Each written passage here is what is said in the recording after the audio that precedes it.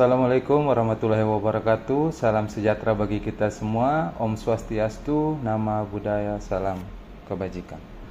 Perkenalkan, nama saya Gilbert Alvin Rumalatu, SST PAR MMPAR dengan NIDN 0040580403. Saya merupakan dosen pada program studi D3 Administrasi Bisnis, jurusan Administrasi Niaga, Politeknik Negeri Ambon. Dengan bidang keilmuan saya adalah pariwisata. Beberapa mata kuliah yang saya ampu pada program studi ini antara lain MICE, Aplikasi Komputer Bisnis 1, Aplikasi Komputer Bisnis 2, Aplikasi Komputer Bisnis 3, dan Kewirausahaan. Pada kesempatan ini, saya akan menyampaikan pernyataan diri dosen dalam unjuk kerja Tridharma Perguruan Tinggi pada bidang pengajaran. Salah satu mata kuliah yang akan saya ampu adalah mata kuliah MICE dengan kode mata kuliah AB 4113 dengan bobot 3 SKS yang diajarkan pada semester 5. Deskripsi mata kuliah MICE. Mata kuliah ini memiliki pengetahuan, keterampilan, dan sikap sebagai pengelola event, sehingga mahasiswa diharapkan dapat mengetahui, memahami, dan mempraktekkan pelaksanaan suatu manajemen event di mana terdapat pengertian MICE, perkembangan MICE, dan manajemen MICE. Capaian dari pembelajaran mata kuliah ini atau CPMK adalah yang pertama, mahasiswa mampu menjelaskan pengertian MICE, peranan MICE, latar belakang industri MICE. Yang berikut, mampu menjelaskan tentang perkembangan industri MICE. Mahasiswa juga mampu menjelaskan terkait dengan industri MICE, ruang lingkup MICE, dan kemudian menjelaskan terkait dengan cara penyusunan dokumen MICE.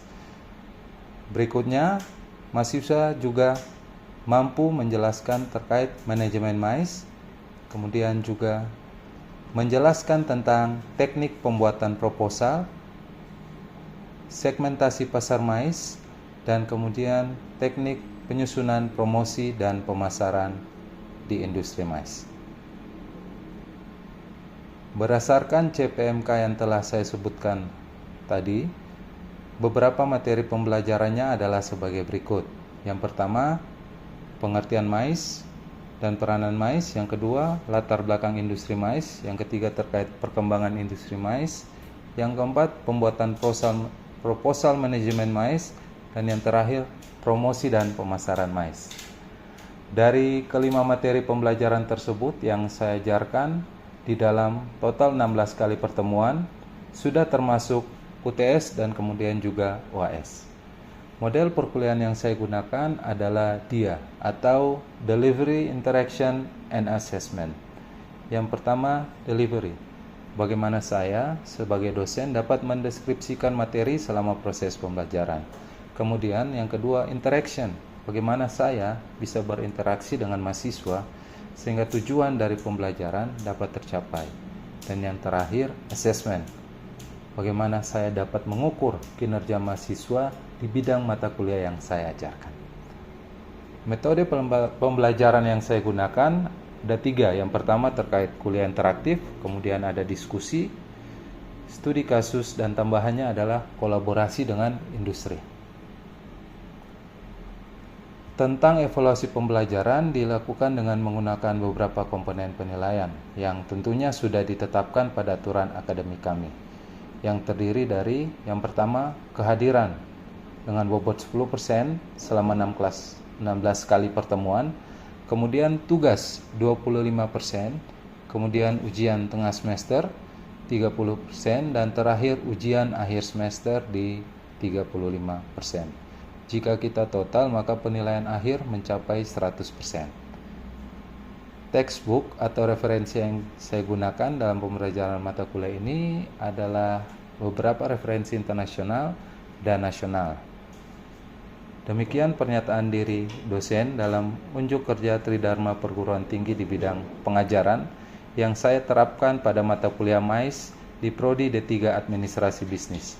Sebagai pelengkap, berikut akan saya tampilkan video rekaman pembelajaran mata kuliah MICE yang saya laksanakan di ruang kelas. Selamat menyaksikan. Oke kelas, selamat siang semuanya. Siang, Pak. Apa kabar Anda hari ini? Sehat semua? Oke, baiklah. Kita akan melanjutkan kuliah kita pada siang hari ini, pertemuan kedua untuk mata kuliah MAIS. Jadi sebelum kita masuk lebih jauh dalam perkuliahan, saya berikan kesempatan bagi Anda sekalian untuk dapat berdoa biar segala proses perkuliahan kita dapat berlangsung dengan lancar. Silakan.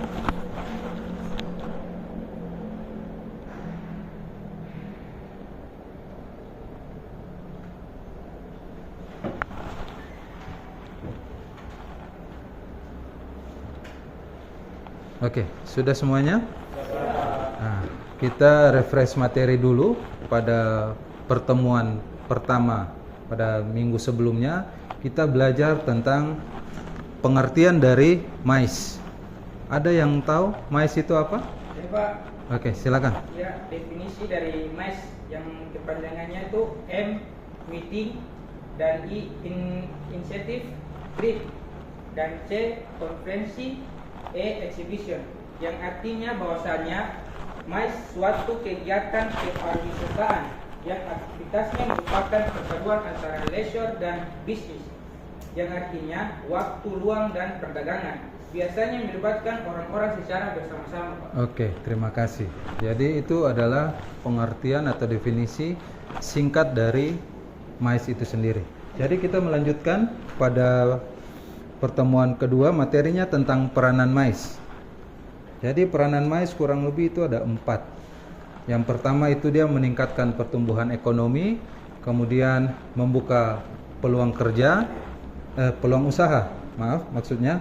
Kemudian ketiga dia menyerap tenaga kerja, dan kemudian yang terakhir tentu untuk meningkatkan pendapatan dan kesejahteraan masyarakat. Yang pertama meningkatkan pertumbuhan ekonomi itu yang bagaimana sih? Ya, jadi MAIS itu sebagai salah satu industri vital yang dapat mempercepat proses pertumbuhan ekonomi, dan dia merupakan ujung tombak perekonomian suatu negara. Jadi kalau ada yang mau bertanya, Anda nanti silakan angkat tangan saja dan kemudian menyampaikan pertanyaan Anda. Nah, contohnya dapat kita lihat bersama. Berikutnya, membuka peluang usaha. Jadi sebagai gambaran, industri MAIS itu sendiri dia memberikan harapan bagi dunia bisnis di negara kita yang tentu sangat membutuhkan devisa dalam rangka atau upaya membangun negara, membangun kesejahteraan masyarakat. Jadi kesempatan kerja dan kesempatan berusaha itu diberikan peluang yang sangat besar bagi dunia industri kita. Jadi itu untuk poin dalam membuka peluang usaha. Ada yang mau bertanya? Saya, Pak. Oh ya, silakan. Pertanyaan saya itu, yang dimaksud dengan membuka peluang usaha seperti apa, Pak? Oke. Mohon dijelaskan. Oke, terima kasih. Jadi MAIS ini dia merupakan salah satu industri yang ada di dalam dunia pariwisata. Jadi setelah COVID kemarin, dia merupakan instrumen yang paling penting di dalam pertumbuhan pariwisata di Indonesia. Jadi pariwisata itu sendiri dia bersifat industri yang luas. Banyak industri yang terlibat di dalamnya, sehingga dalam prosesnya itu melibatkan banyak individu, banyak orang, banyak usaha di berbagai bidang. Makanya di situ dijelaskan bahwa MAIS itu dia membuka peluang usaha. Jadi misalkan ada satu event dilaksanakan di satu daerah atau satu lokasi atau satu wilayah, otomatis di situ dia menyerap tenaga kerja dan otomatis dia membuka usaha. Bisa usaha jasa, bisa usaha produk seperti kuliner dan lain sebagainya. Jadi kurang lebih seperti itu ya. Oke, kita lanjut ya kelas ya.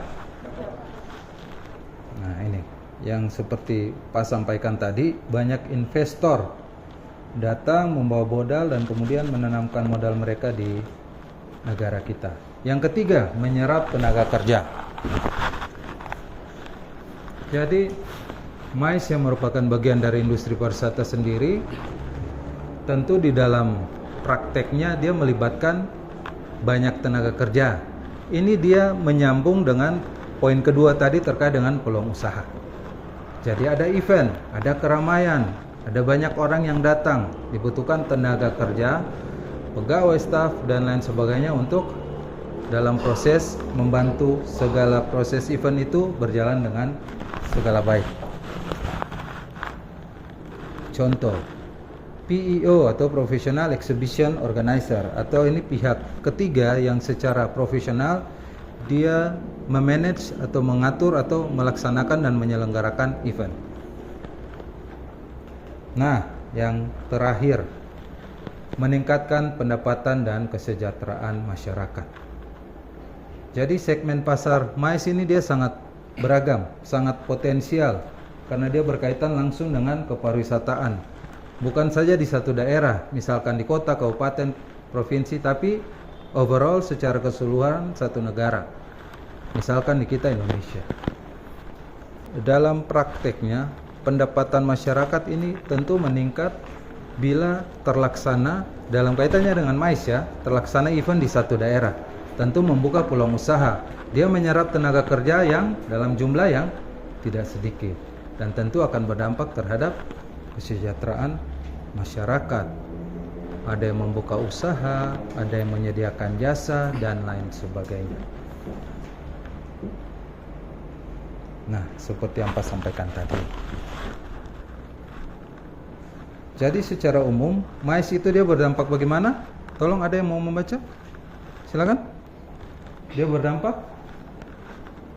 MICE sangat berdampak ekonomi masyarakat secara makro, di mana semua lapisan yang terkait dan bisa cakupan yang luas untuk tempat, harga, dan kesempatan berusaha kerja dan sangat potensial untuk dikembangkan. Iya, terima kasih. Jadi dia berdampak ekonomis kepada masyarakat. Karena MICE ini sendiri dia ada di dalam industri yang namanya pariwisata. Jadi dia berdampak luas di daerah, di wilayah, di kota, kabupaten di mana event itu berlangsung. Jadi biasanya aktivitas MICE itu dia terkonsentrasi di kota-kota besar. Kenapa demikian? Karena ini terkait dengan ketersediaan aksesibilitas, kemudian fasilitas dan sarana-prasarana penunjang untuk terjadinya atau terlaksananya event tersebut. Ya, sekian kurang lebih materi singkat kita pada pertemuan kedua ini. Mungkin ada yang mau bertanya, silakan. Pak. Oh ya, silakan Mama. Pak, lalu seberapa besar peranan MICE dalam meningkatkan ekonomi suatu wilayah, Pak? Oke, terima kasih. Jadi sebagaimana peranan MICE yang sudah dijelaskan tadi, ada kurang lebih 4.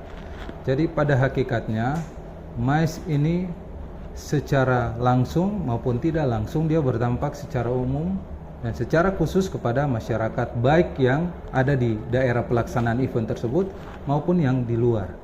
Selama dia masih dalam jarak yang bisa ditempuh dan lain sebagainya, maka tentu ada imbas dampak ekonomis yang didapatkan oleh masyarakat di daerah tersebut. Ada pertanyaan lagi?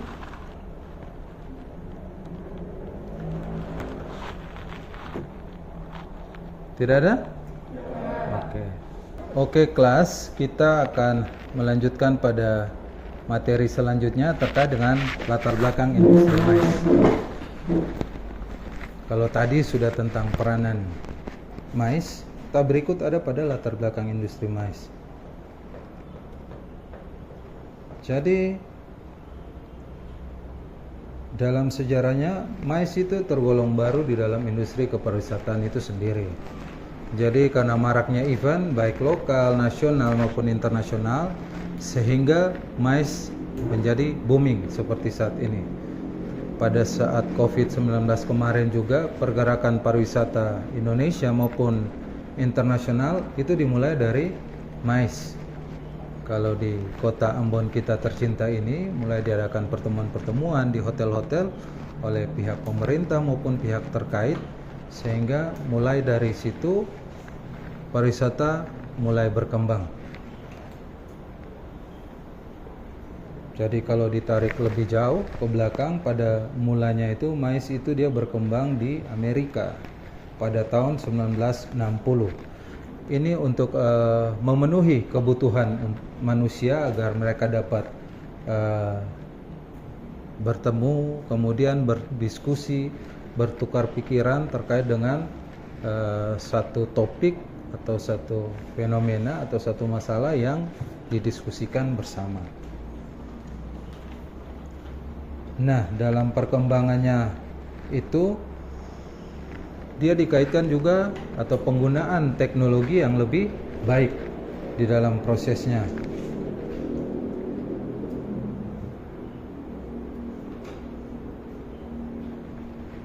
Tujuan event.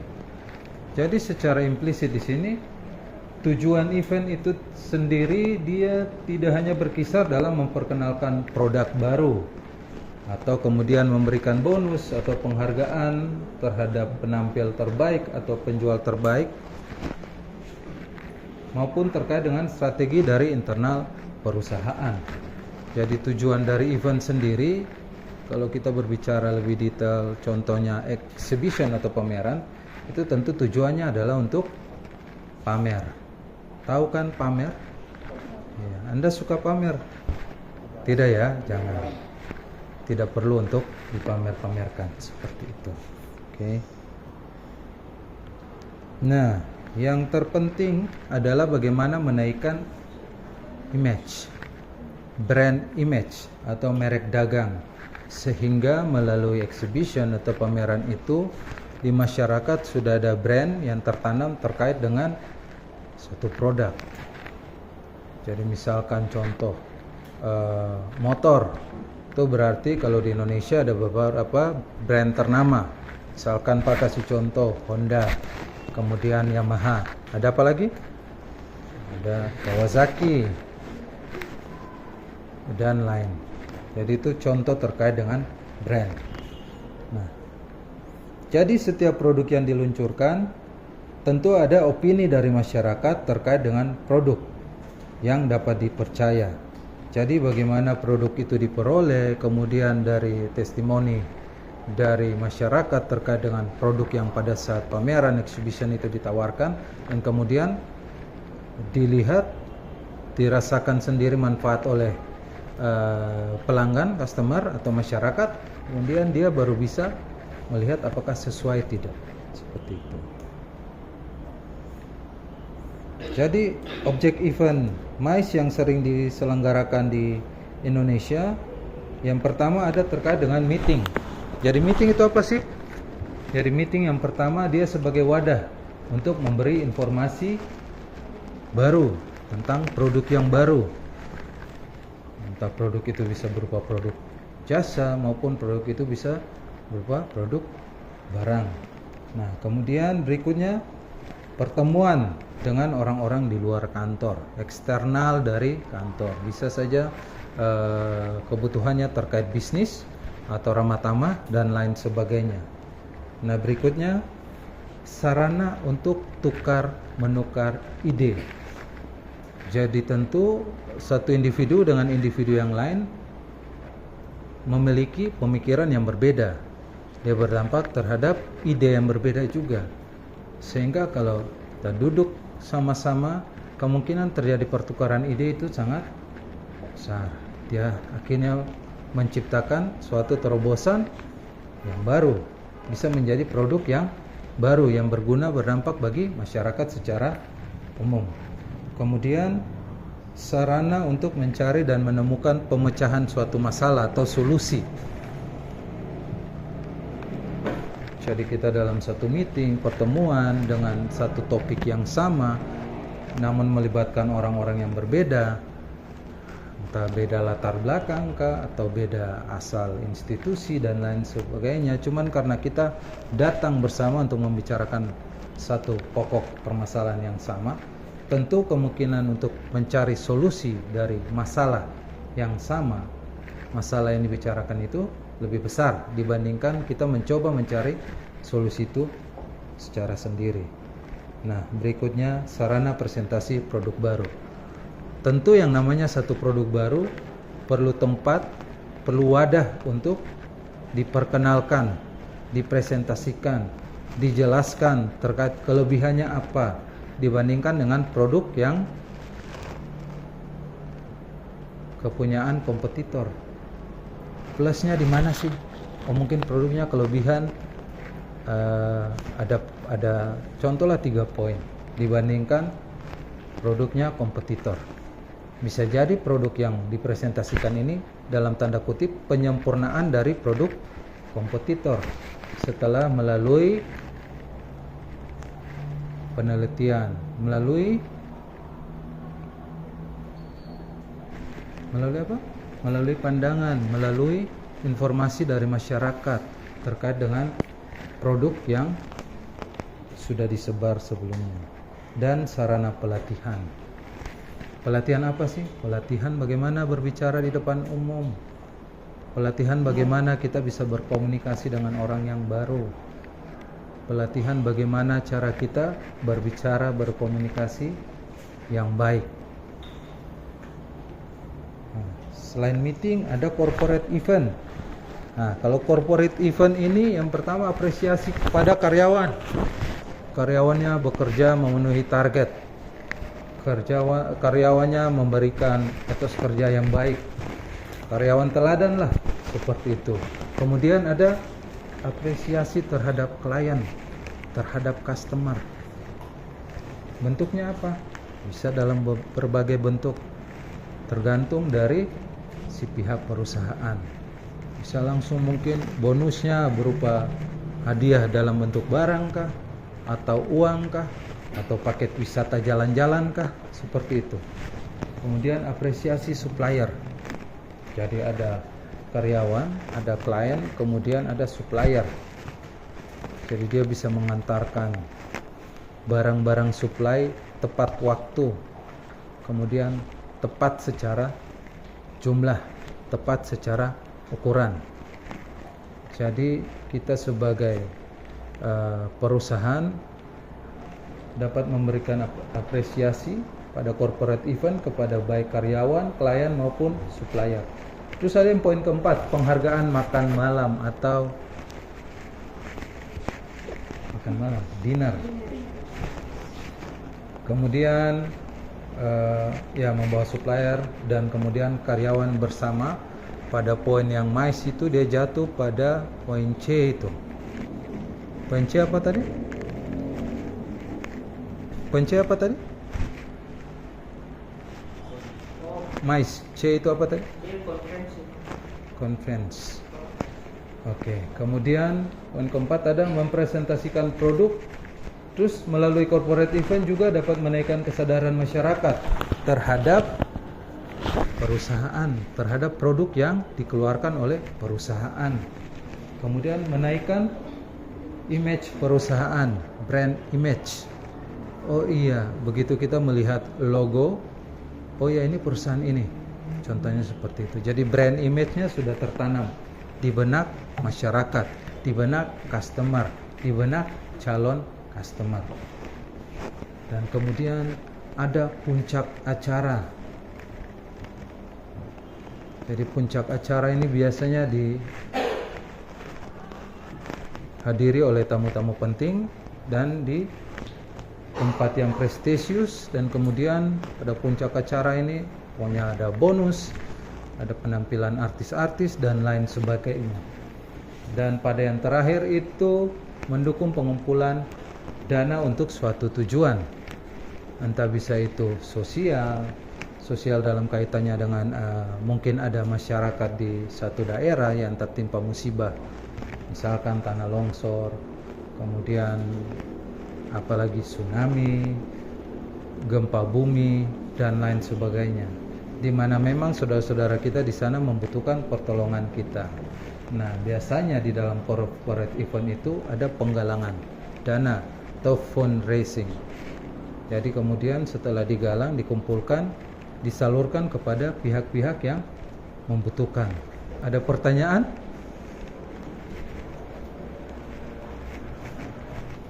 Kalau tidak ada pertanyaan lagi, mungkin kita sampai dulu karena waktu memang sudah menunjukkan kita sudah harus selesai.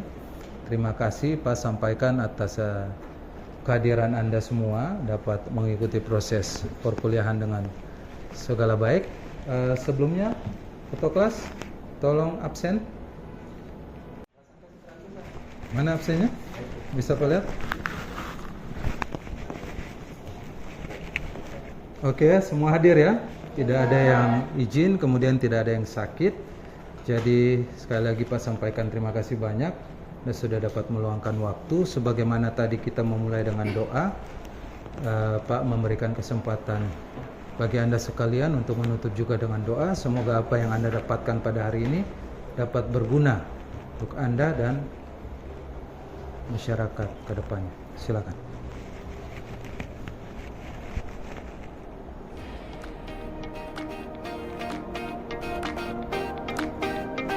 Oke, terima kasih kelas. Kita akan jumpa lagi pada pertemuan berikut di minggu depan. Selamat siang.